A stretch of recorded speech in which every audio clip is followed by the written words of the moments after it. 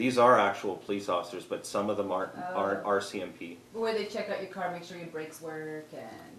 Okay, like so all that kind that of might stuff. be a commercial vehicle I officer. thought they do that sometimes where they do roadblocks and just, you know, if your tail light's out and... Right. These or would your probably brakes. be police officers that have Okay. just, they have only a traffic mandate. Okay? There are those out there. We rather than make it a general duty policing mandate, we say, okay, we're going to create a section, and all you're to do is enforce the traffic statutes. Okay. And they're kind of like a traveling roadshow, if you will. They'll travel around the different communities in our Kootenay area. So certainly at any given day you can expect to see out of town traffic RCMP officers here in Kaslo enforcing the rules of the road. Right. They have the knowledge and the expertise and the time to really get down to the nitty gritty, which Right. is whether or not your brakes work, if your mirrors are set up properly, all those things that, you know, there's such a wide spectrum. Often general duty police officers aren't quite as savvy, so maybe that's what you're referring to. But you can expect to see those officers all year round periodically. They travel through Kaslo, New Denver, and a Cusp, Nelson area. So. Okay. It's another point of mention I wanted to bring up was it's marijuana season here now. So the Kootenays is again, pulling no punches. It's known for its outdoor and indoor marijuana production. Certainly for the outdoor production, we are very aware that this year is the time of the year where they are cutting their plants and harvesting their plants and taking their bud for sale.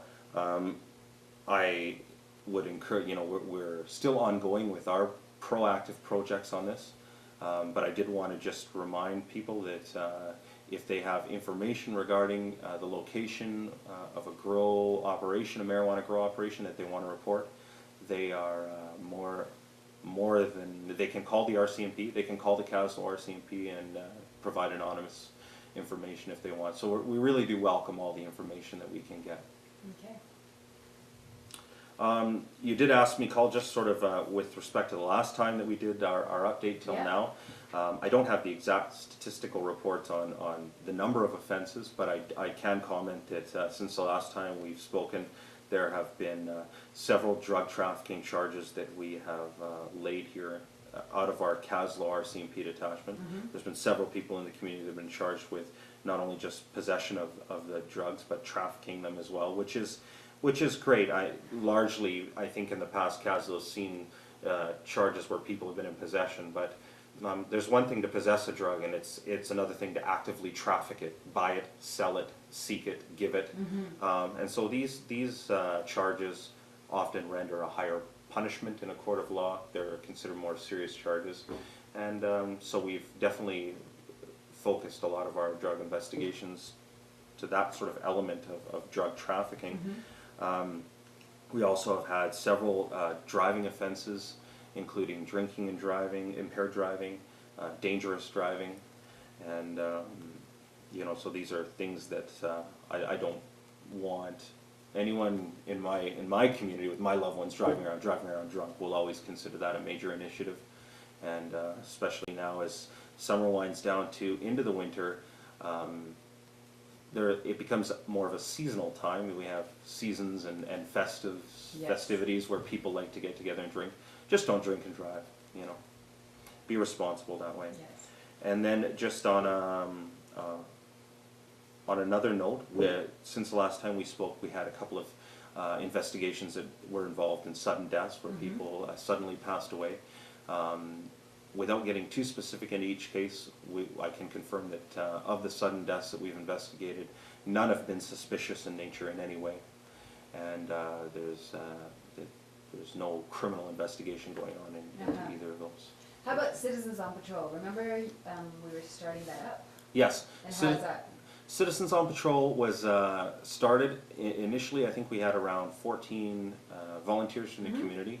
They were scheduled for different into the summer and fall.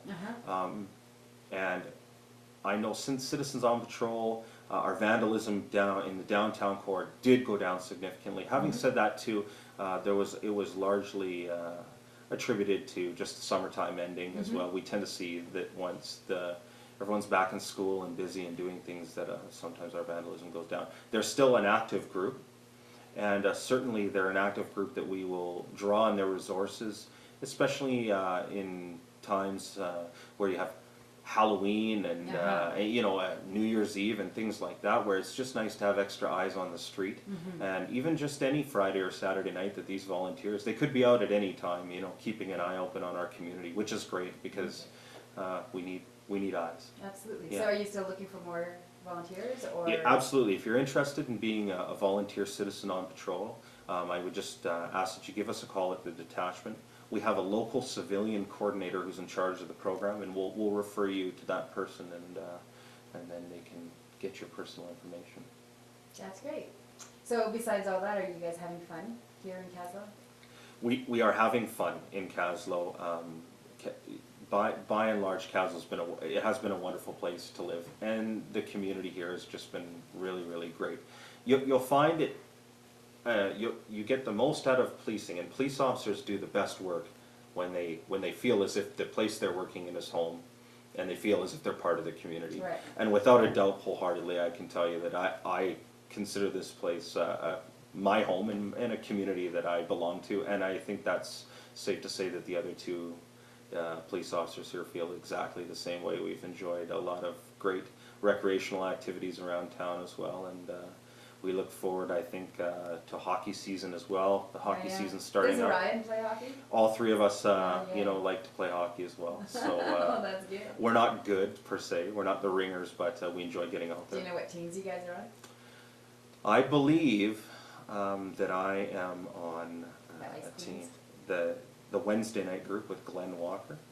Yeah, so I'm on that Ice team. Kings, aka Ice Queens. Is that the one? and I believe Ryan Archer is going to be on the Sunday night group with Mr. Blair Enns' team. Oh yeah, the Ciderheads. Ciderheads, I think that's the group. So when I don't know if we ever play the Ciderheads, but I think you guys do. Do we? Yeah. I think at some point everybody plays, except for the hippies. They never. Well, Ryan better keep his head up doing that.